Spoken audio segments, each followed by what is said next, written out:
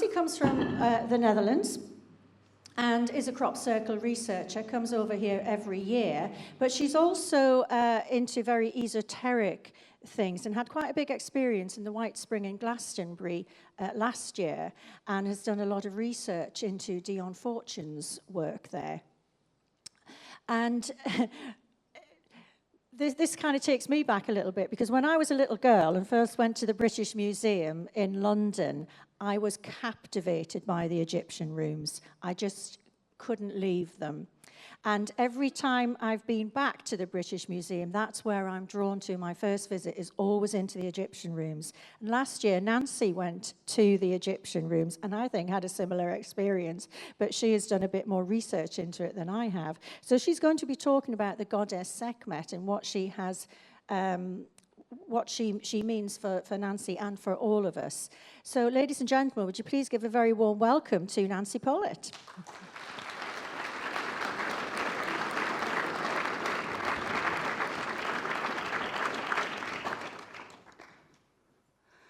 Well, thank you, Sheila, for the lovely introduction.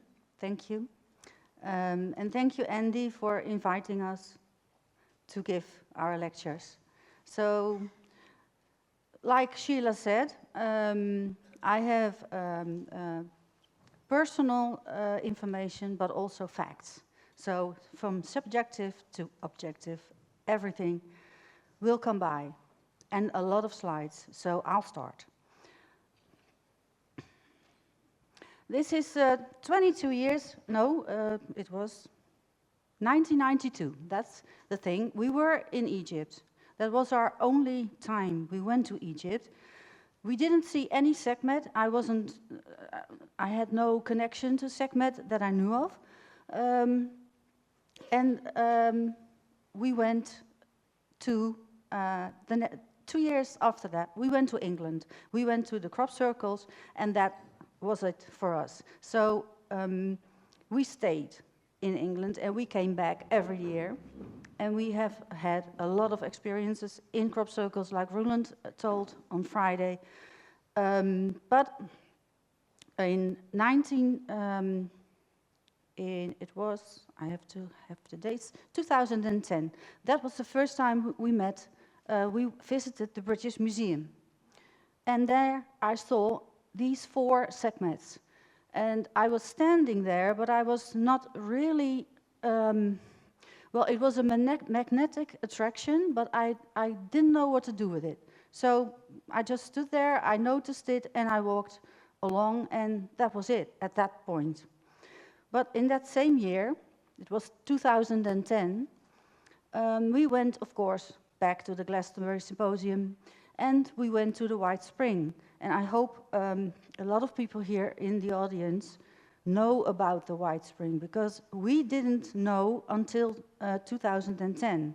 And it was there for a very long time before. It was a pub once, but now it's a sacred place. It's very impressive because of the water, because of the sound. I really advise you to go there. Today it's from, I think, 1 to 4, and tomorrow also, and then it closes 2 days, and then it's open again. So it's all done by volunteers.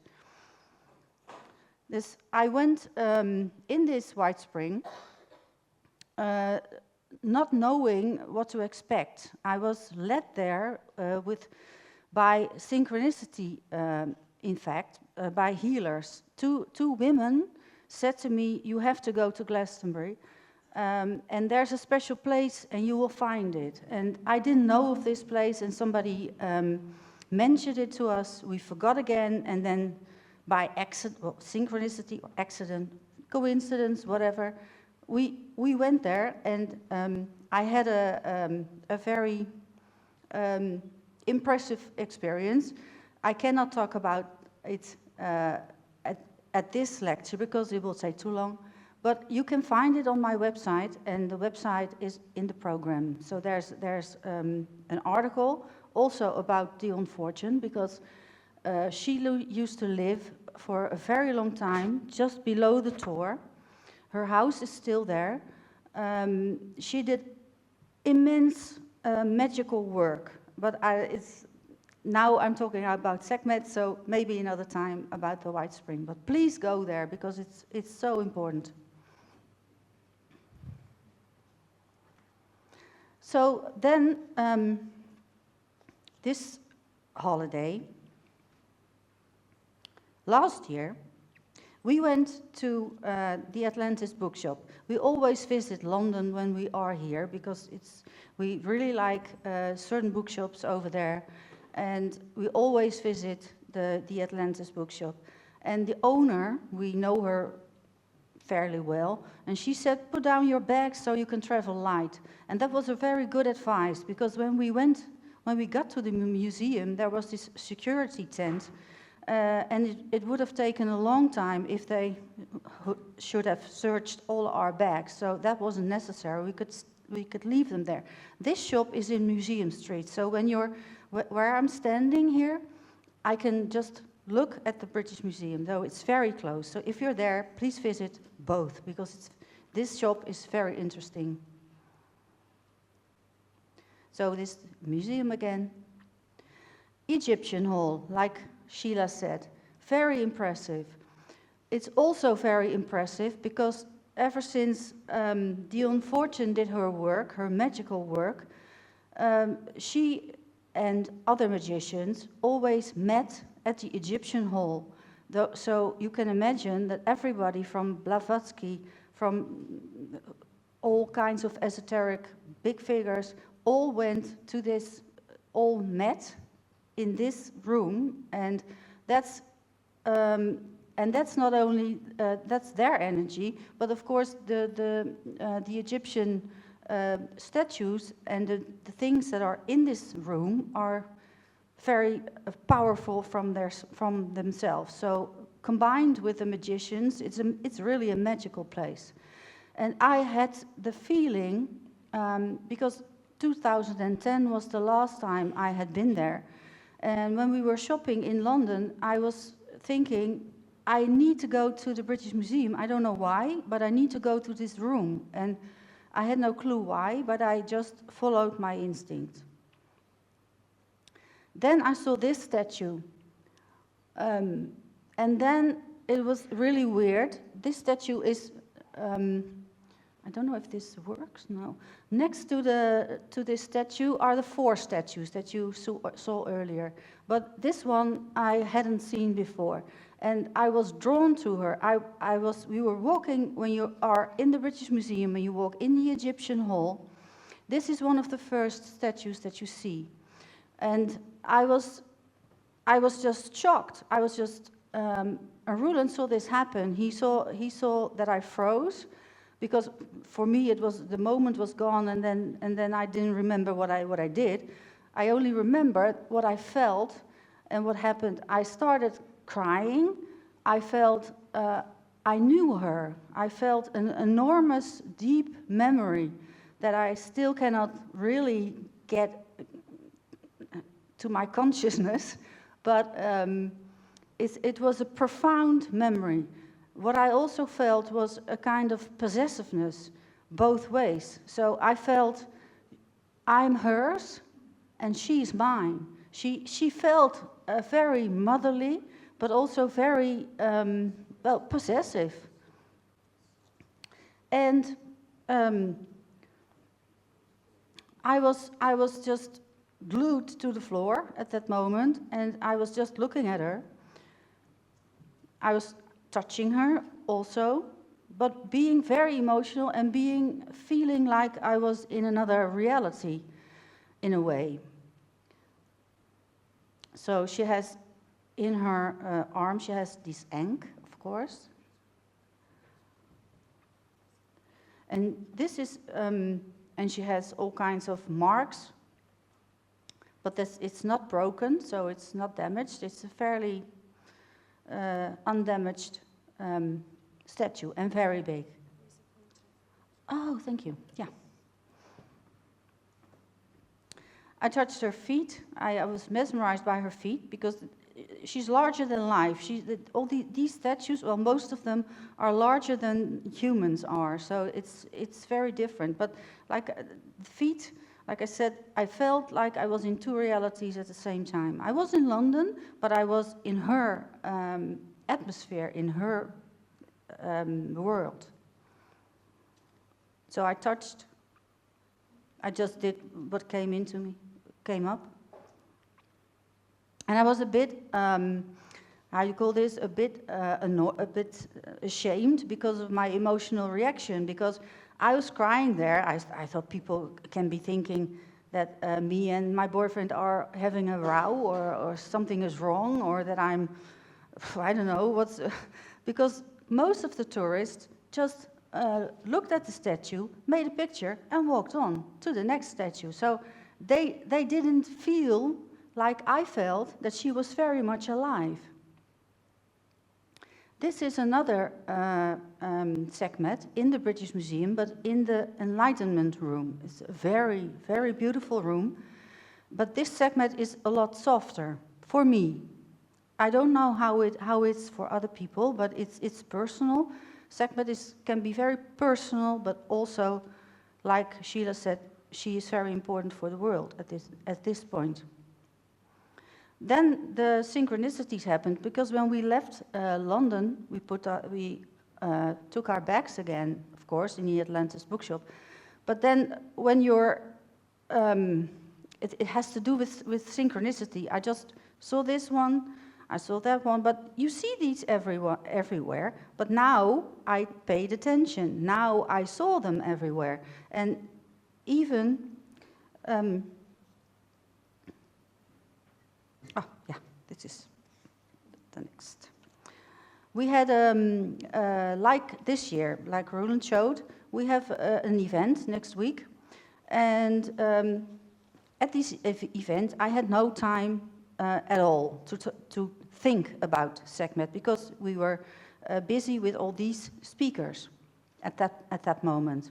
But during the evening, this is how big, 120 people can fit in the coronation hall in Alton Barnes. But one of the photographers who had his slideshow showed this crop circle. And it was, I heard about a crop circle, but I've heard that it was a hoax, that it was claimed by a group of people, the clandestine, esoterical, mysterious universe, they call themselves, and it was placed near an area where there's a lot of testing on animals. So I thought, okay, that's it. I think I had one glance at it at the event, but then I had no time to think about it. So, but the next evening we were talking with some friends who were helping us at the event, and Frank and Marianne said, yeah, but, and then I told her about Sekhmet, about the British Museum experience, and she said, but Sekhmet's in the field now. You really have to visit her. And I thought, yeah, you're right. So we went to Fixbury Ring. I lay down in the mouth and in the nose. I didn't put all the slides in. I was in the eyes. I was in the sun. The sun is I hope you can see this. Like that. This is the sun. Very important part. I'll come back to that. So this was really my, I relived my experience, because now I had several hours and I could think, what happened in this museum, and why did it happen, and what is this weird memory? So we went back to London, because I thought it was so, the experience was so weird for me that I had to go back. So these are the owners of the Atlantis bookshop, and I'll come back to them.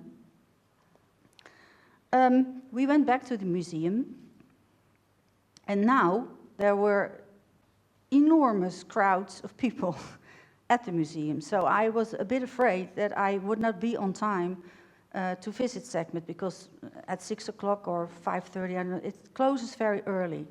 And we were just shopping, so we were a bit in a hurry. But there was a guard, and he said, well, if you go to the back of the museum, you will find no security there, so you can go in there. And that's what we did. It's a bit funny that there was no security there, makes you think, but of course, I was very happy with it. So I was back with Sekhmet, just checking what happened, and would it happen again? And it did happen again. I did feel the same connection, same weird connection, recognition, homecoming. You can give it several words. It's very hard to put these feelings into words anyway. But Roland photographed a sign, and he photographed this. Please do not touch. Fortunately, this sign I hadn't seen, but it was this sign was at the 4 Sekhmets. So these you could not touch, but the Sekhmet I was with, there was no sign. So I thought, well, I don't think I've done anything illegal here. When we got home, the Synchronicities started going on. This was suddenly posted on Facebook of Roland. I'm not on Facebook, Roland is, and somebody posted a lion on our Facebook. And then we found that the 8th of August is Lionsgate opening, and it's all about abundance. This was what I went through magazines from here and from Holland, and everywhere I kept seeing lions. It's just the synchronicity. And you know, synchronicity, I think Jung said a lot about it. And synchronicity, sometimes they say, synchronicity is when the universe gets personal. I like that phrase. So, what is Sekhmet? So I studied her. When we were home, I started studying her. And that wasn't that easy, because she's not in the normal, there's not a lot of information about Sekhmet in Egyptologist books. You have to, you often find books of Sekhmet, and they are very spiritual. They're all about women who have all those kinds of experiences. I will show you the books. But what is Sekhmet? And Sekhmet is, of course, also an archetype, a mental image inherited from the earliest human ancestors and supposed to be present in the collective consciousness. That's what she is also. And for some people she's important, for other people she's not. But she is depicted like this, with the Urias, with the snake on her head, and she's the daughter of Ra, and the sun disk, Ra is the sun, so the sun disk is on her head. She's also the consort, so sort of husband, of Ptah,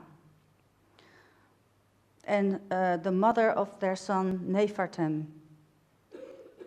She's also connected to Hathor, and Hathor, as you know, the mother goddess.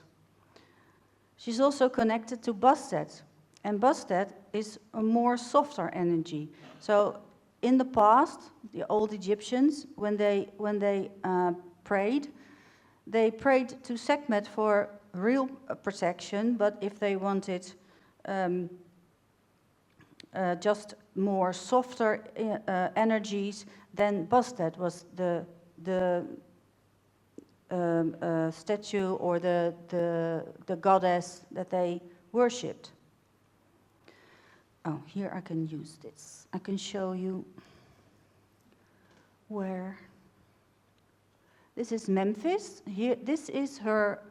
Here she was worshipped together with her husband Ptah and their son Nefertem, and she was mostly called the destroyer, the destructive force, but I will explain that later.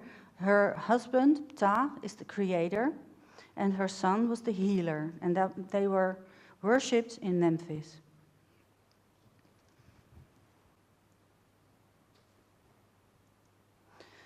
So Sekhmet is what they say and what you find in the books. She was the one that was before the gods were. So she is older than time. And she always protects the good and destroys the evil. This is her hieroglyph. I can explain some of it. This stands for women. This stands for CH in Dutch, so we say Sekhmet. I think that's very ugly. But it also stands for KH in English, and then it's Sekhmet. I think that's more beautiful.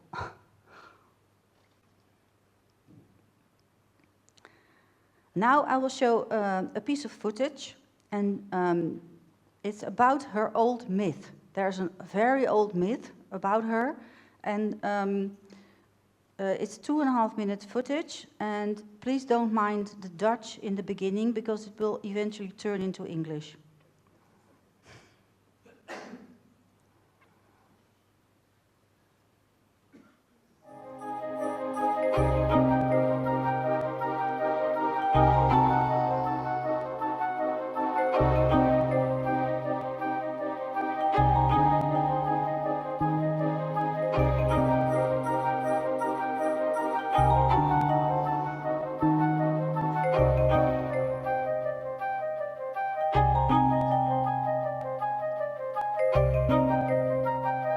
Het British Museum in Londen heeft een van de belangrijkste Egyptische collecties ter wereld.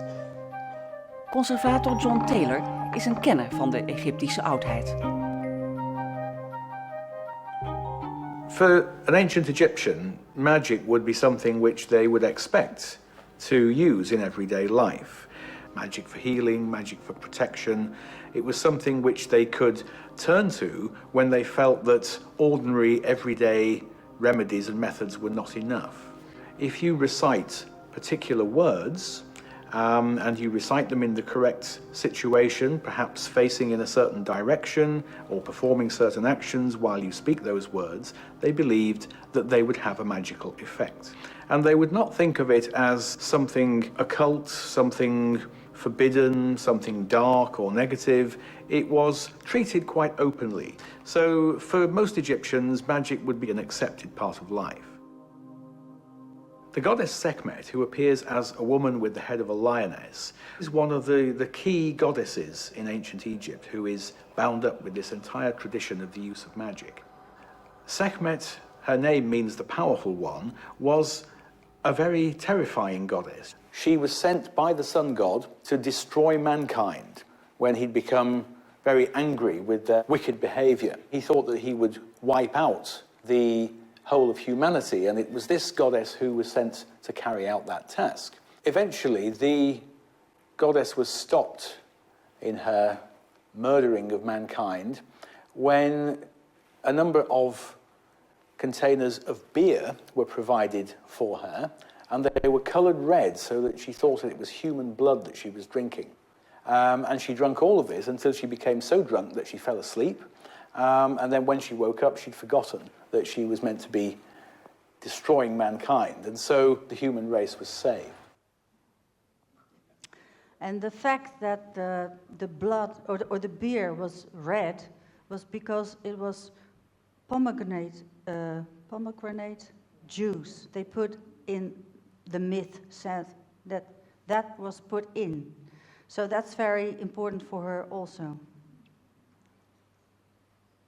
So Sekhmet was also, she could avert plagues and diseases, but she was also the head of a very important priesthood called the Uhab. And they had extensive knowledge of heart circulation, of heart and circulation, and that's why she was also called the Lady of Life and the Great Healer, because she had a big healing aspect. And that's what's coming up now, these days. We go back to history. This is Amenhotep III, 18th dynasty. This is also from the British Museum. This was the pharaoh who was obsessed by Sekhmet. And in his days, he made 730 statues of Sekhmet, close to the Temple of Mut, that's the south bank of the Nile, but also in his mortuary temple at the west bank.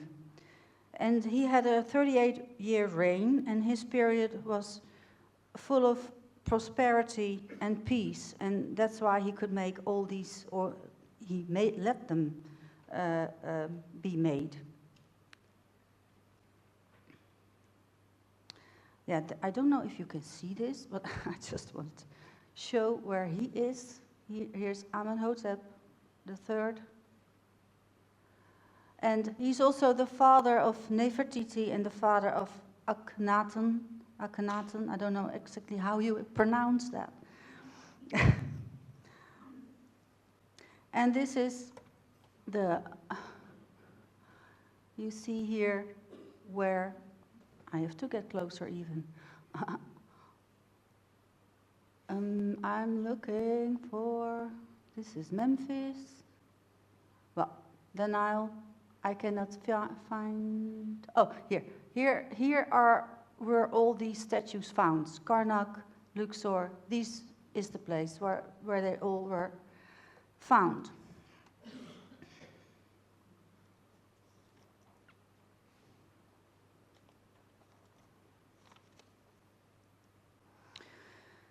Because Napoleon, of course, began his research, his archaeological research in 1800. But 50 years later, all the Western museums were filled with statues from Sekhmet. And here she is neglected still. In the wild, all these, they were all there. They were there probably, they think they were there because they wanted to worship her on the imbalance, on times of imbalance. So in the sunset, sunrise, they prayed to her to keep her calm or to ask her things. So that was why there were so many. Now you see, it's a bit cleared up now. It's all a bit more neat. They're all not as neglected as before. And this is, I show this picture because I also wanted to tell you that most statues were built to last long, but they are all different. So there was no mold used. We have no clue how they made these stones, because these statues, because they were made by diorite or granite, and you can only cut that with what was it? Diamonds, yes. And they didn't have that in that period. So we have no clue. We really don't know at this point how they made it. We don't know how they built the pyramids, but we also don't know how they built all these different Sekhmets who have all different faces, different proportions, and different radiations.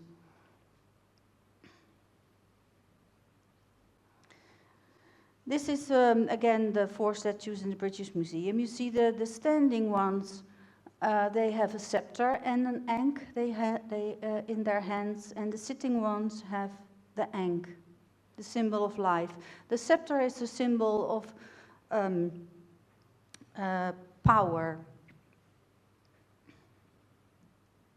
This is a Sekhmet statue that's outside the Cairo Museum, and you see that the cats have found her already.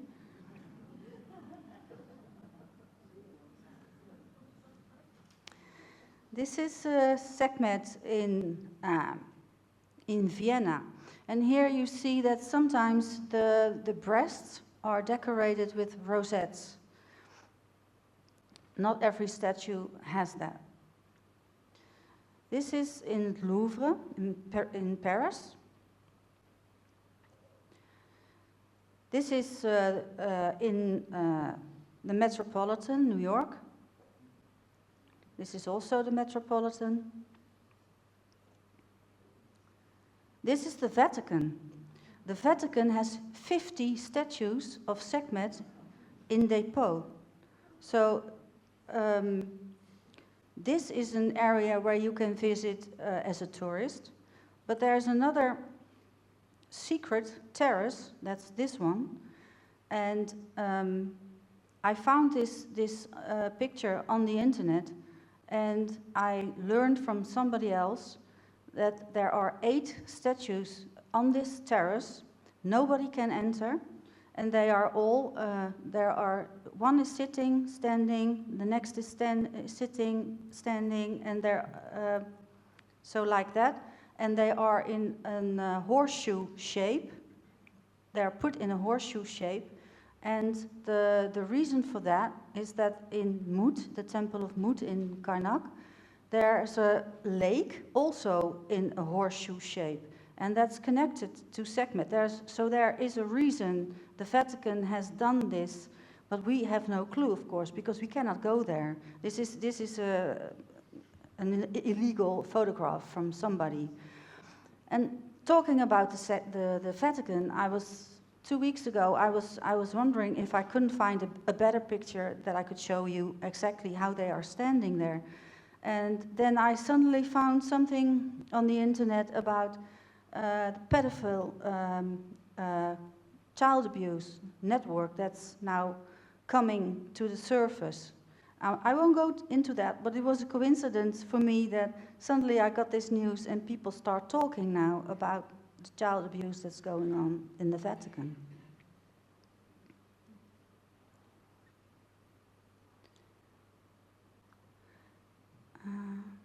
Yeah, and during the Victorian age, a lot of Sekhmet statues were taken from Egypt to all over the world, but also to London, of course.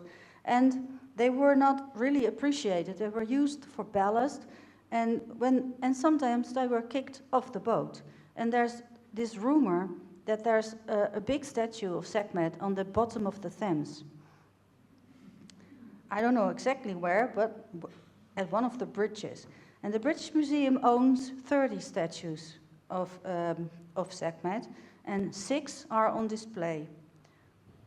And the next footage will show you, it's not about what is said, it's just about the image. You can see a lot of Sekhmets in depot. We will maybe never see them.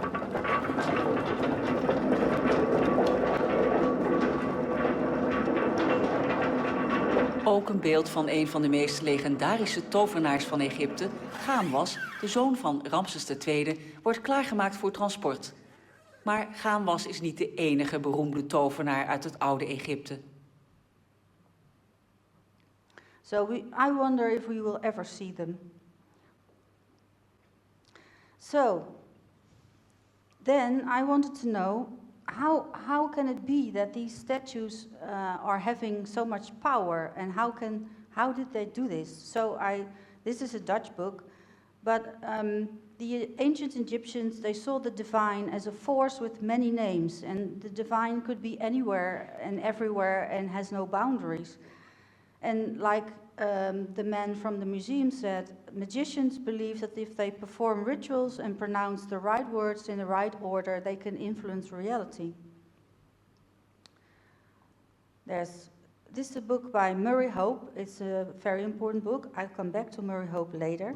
But she said, as humans, it's easier for us to work with images than with abstract ideas.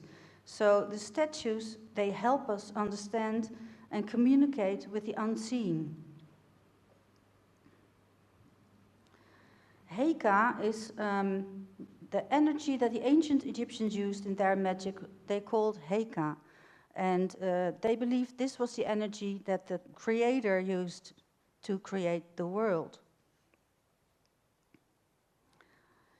This is Sekhmet in the temple of Mut. And what happened in the past was every morning at sunrise, the priest awoke the god statue in her shrine. They put ointment on her, they washed it, they dressed it, they offered it food and drink. And with the food, the god could reinforce the Ka, and the Ka is the life force. And with some flattery, the gods were invoked to take possession of the statues. So that's, in short, how they did it then. But these statues, some of them, maybe not all, but a lot of them still have this power. Then, during my research, I found out that one of the previous owners of the Atlantis bookshop used to work for a magazine as what was called Strange Phenomena, and it was in 1978. And they did research on psychic abilities of people. And they led psychics and sensitive people along these statues, and these people had never been there before. But when they walked, every time they were led by these statues, they felt tingling sensations when they touched them, for instance, but they also went into trance. They got information they didn't know before from old Egypt. They communicated with Sekhmet, but they all said we were definitely in an altered state of consciousness. But I also found a lot of books, like I said, not your regular Egyptian books, but more spiritual, a combination of spiritual and Egypt. This is a unique book. I think it's the most found book when you look in London. You can find it, definitely, with a lot of history and magic. And the writers had their own mystical experience at the same Sekhmet as I had and Sheila had.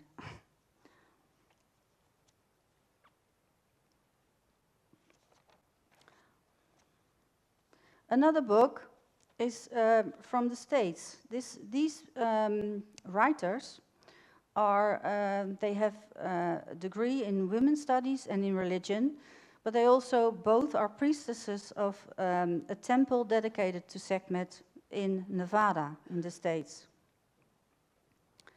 This is it's a somewhat older book from 2002, and masters always said, "To chaos she brings terror, not in a destructive way, but in a transformatory way."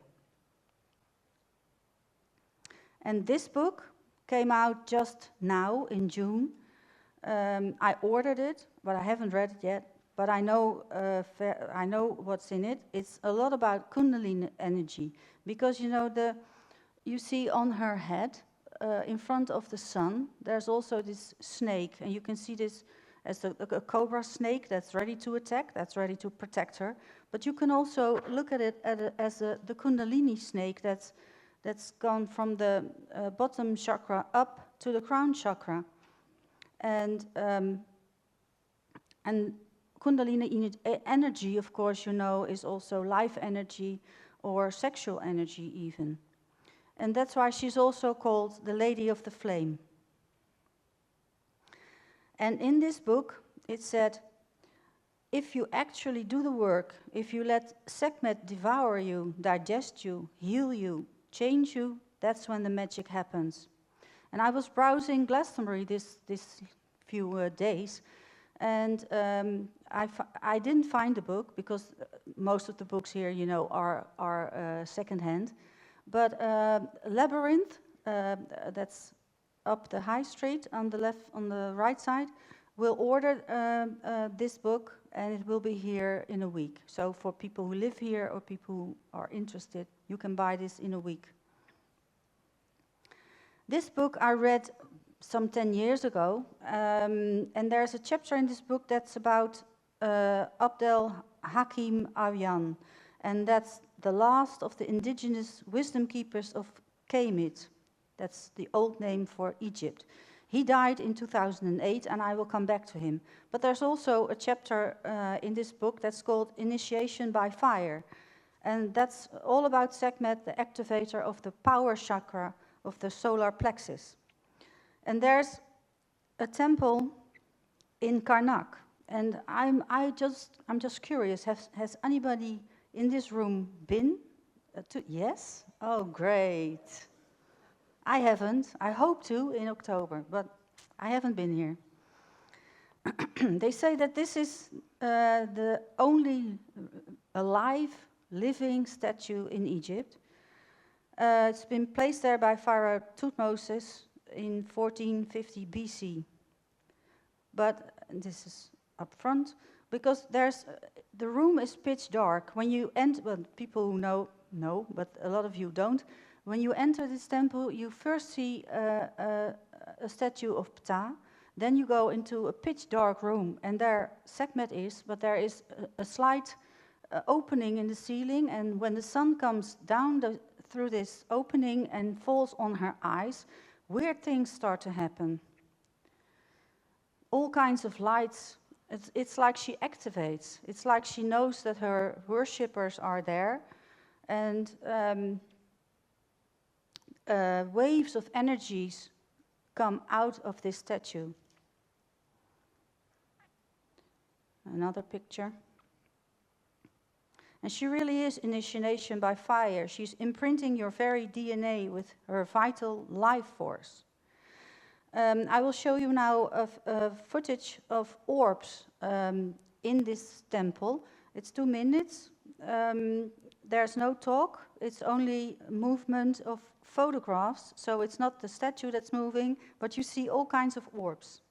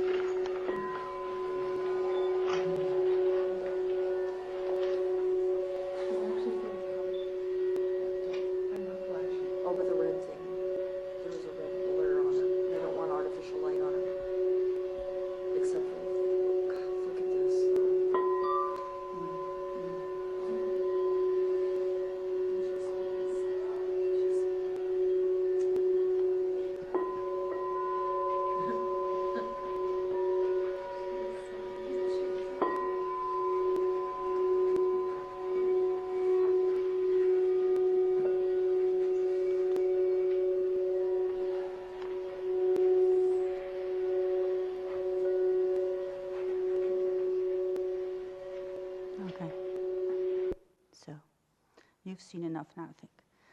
So we were home, and at the beginning of October last year, I was missing the white spring water, of course, and I was missing Sekhmet, so I felt I really need to go back. And Roland said, well, let's go for 3 days. So we went to Calais, White Cliffs, and everything went smoothly, like we were in a flow. So everything, the boat was earlier, we were there, we were in Glastonbury after 8.5 hours, which never works for us. It always takes so much longer, even this year. And I've, of course, visited the White Spring, and I wanted to have the water, but the water, because of the drought, had turned into a very tiny stream. So it took hours, I think half an hour, to fill up a lot of containers with the water. And I went inside. This is an older picture from 2010, because you're not allowed to take pictures inside, because people go into the water mostly naked, so they want to have their privacy. But I was in here, and in this White Spring, they have 3 shrines. One is for the Lady of Avalon, one is for the King of the Fairies, the Lord of the Wildwood, and one is for Bridget, the Celtic fire goddess. And this is the place where this is the altar of the Celtic fire goddess. And I was sitting there. I never had the chance to sit there, because always when I went into the White Spring, there were people there. But this time I could actually sit there, and I was sitting there and I was thinking, oh, fire, fire. So there's a connection between maybe this goddess and Sekhmet, because they're both are very connected to fire. And I'm not so of offering things. I don't bind a little piece of cloth everywhere or put stones. I'm not that kind of type. But when I was there at that time, I suddenly thought, I want to do something for Sekhmet. I want to give her something, but I cannot do that in the British Museum. So I had a crop circle. I had visited a crop circle, took a stone with me, carried it with me all this time, and I put it there for her. And the next thing, I walked around in the White Spring, I found this card. It's just, again, lion with a woman, and it says strength. It was just another coincidence, but for me, a synchronicity, and for me, meaningful. Of course, you all know Stone Age, the shop with all the beautiful jewelry. I was looking there for something from Sekhmet, but I couldn't, and I got a free copy of a Kindred Spirit magazine from 2013. And I don't know if you can read it, but you can see here it's from Judy Hall, and you know her from the Crystal Bible. And here it's all about Sekhmet and a book that she had written about it, Storm Clouds. And I saw this home. I looked through the magazine when we were home already. So this book, I really recommend this book because it's entertaining. It's a novel, but it's based on real memories combined with past regressions. We went to London and we went to Sotheby's, because Sotheby's has a Sekhmet above their entrance, above the door. And there was a guard at the door, and he told Roland that it was sold in 1840 for £40, but never collected. So they decided to hang it above the door, and there it is, the bust. A little footage to show you the Atlantis bookshop.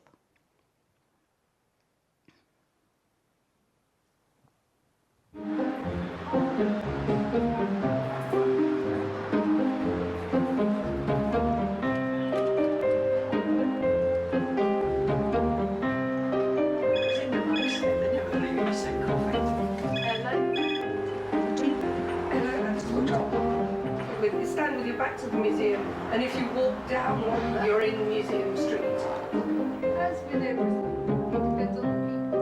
Een andere kant van de Egyptische magie vinden we terug in diverse occulte bewegingen. It will turn into English. Op een steenworp afstand van het British Museum vinden we de Atlantis Bookshop. Al bijna een eeuw het centrum voor moderne magiërs en hun volgelingen. We're in the Atlantis bookshop here, and I'm the owner with my daughter of this place. Started in 1922. We were set up by magicians for magicians. We have an amazing client list now. Classically, princes, pop stars and street sweepers and everybody else in between. This was and is still very, very much a centre for people who are interested and who are researching, who are actually doing the work. Egypt has always been important to Western magic. The Egyptian gods, they have power. They kick, they're strong. And if you make a bit more effort, you can construct a ritual for yourself. So we went back to the museum, and there were security tents everywhere now. But somehow a guard said to me, you can get through. And I don't know why. I wasn't patient, and maybe Sekhmet wasn't patient. So I went to her, and at closing times, my old camera was a bit confused with time. I have a new one now.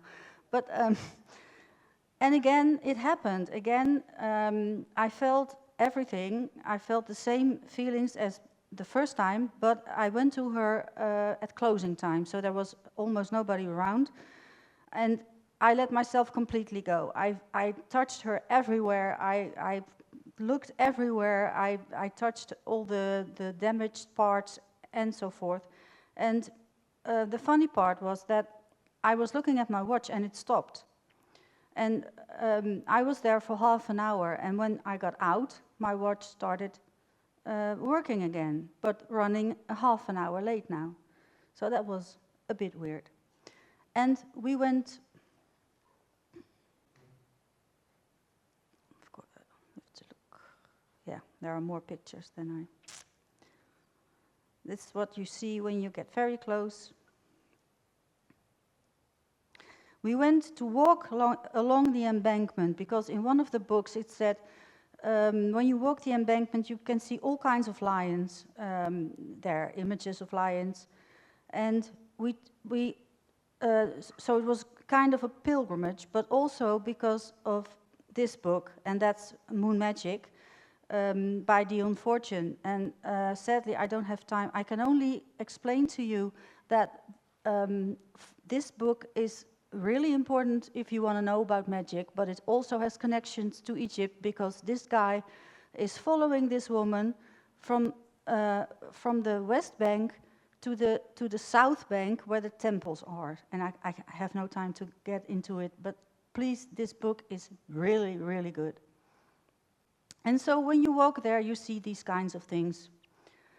And there are sphinxes there, put there, and then you have all kinds of nice views like these.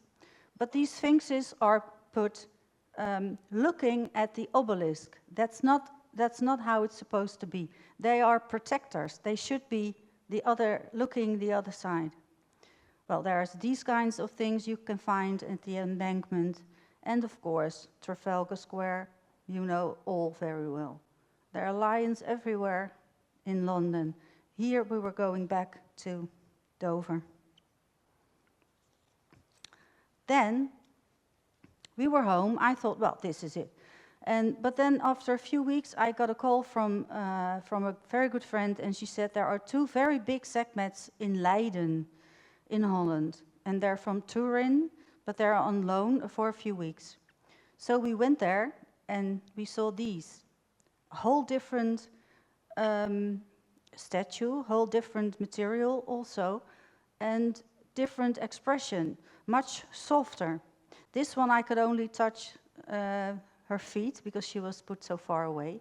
But then I saw the other one, because there were 2, and this one had a trampled toe, so sometimes they are damaged. This one was damaged much more, but was very beautiful and very intense, because when I looked in her eyes, I could swear, I really still, to this day, I saw her eyes get more intense and glowing and moving. So you get chills all over, because things are happening when some people are near Sekhmet.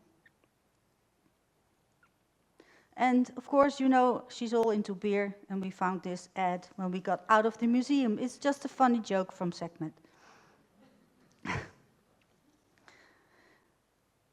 So this is another. Yeah. If you ask Sekhmet to burn all your illusions, mess and clutter, that's what she will do. She will destroy the old and make place for the new. For me personally, I think I was having a burnout. I was really sick.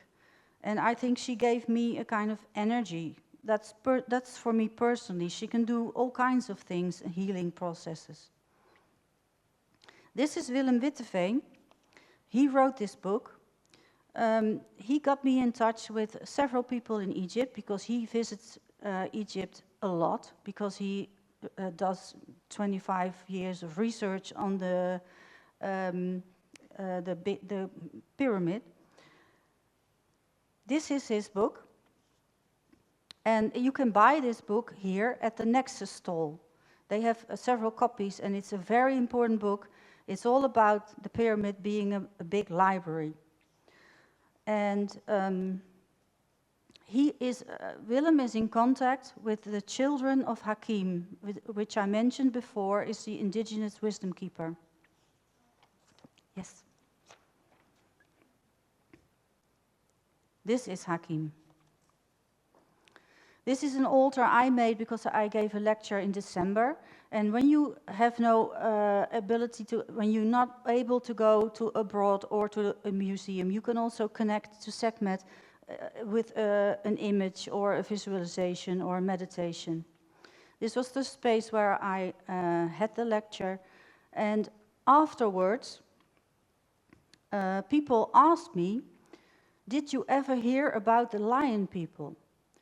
And then I thought, oh, they're talking about aliens. And I was not talking, I was only talking about Egypt and Sekhmet. But this thought stayed in my head, and I knew I had a book once in my hand, I will show you, and this book was about the lion people. After a few weeks, I couldn't resist, so I had to know what these lion people were. And I found this book. This guy, Stephen Mailer, was also connected to Murray Hope, but also to Hakim. Hakim could also open both sides of your brain, so he's deceased now, but he could help you to see Egypt, how it was several years ago, or several hundred years ago. Ptah is very important in the fact that Egyptologists had, well, I have to start different. I have to say, Hopi, Dogons, and the ancient Egyptians, they believe serious people came to Earth.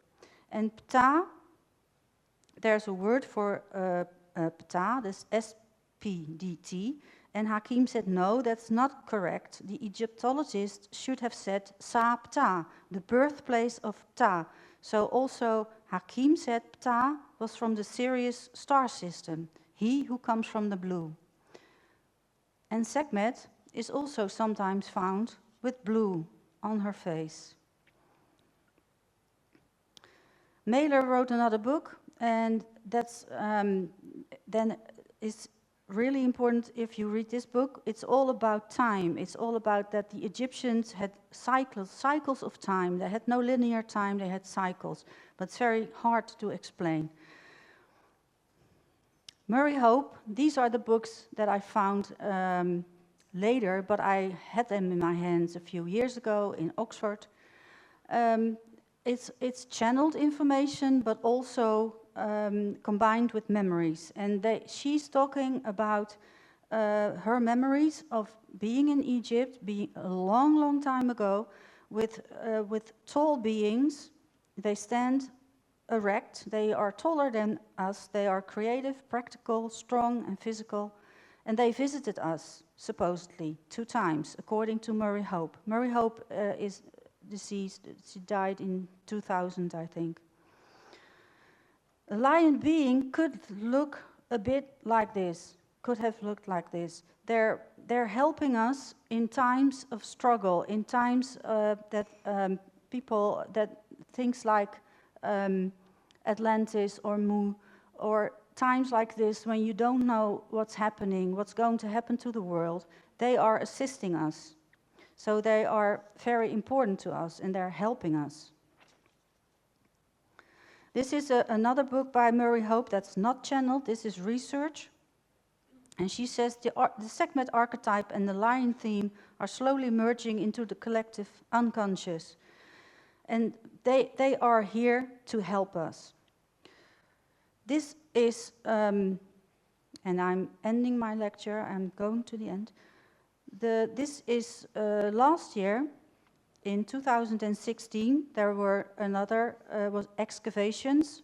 Sekhmet excavated 6 statues and a few busts. And now, this is from the Egypt Independent of March 2017, which said 66 statues of Sekhmet are excavated. But that's not the whole story. I have a source, and she said to me, you can tell the audience it's much, much more Sekhmet statues that are coming to the surface. But they're not telling us. There was even a Sekhmet omnipresent conference in March. It was kept secret. It was for 4 days. And there were all kinds of information about Sekhmet and why this is all happening. This is the omnipresent. So Sekhmet is helping us, but it's the thoughts and deeds of the people on earth that decide whether the poles will shift or what will happen to the earth. What will we do to the earth? Will the same thing happen as before with Atlantis and Mu? We hope not, and we hope she helps us with that. But our planet is destined for a golden age. And that's, in my opinion, the reason why so many people are now inspired by her and why so many statues are coming to the surface, because Sekhmet is here to lead us to this golden age. I have 2 more slides and then I'm finished.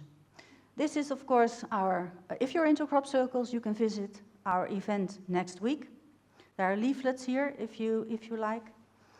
And if you are really into Sekhmet, if Sekhmet is really special for you, you can register for this trip, where I will give a much longer lecture and also guided meditation, and we will visit all kinds of Sekhmets in Luxor and also in Cairo. So I thank you very much for your attention. Thank you, Nancy Polet.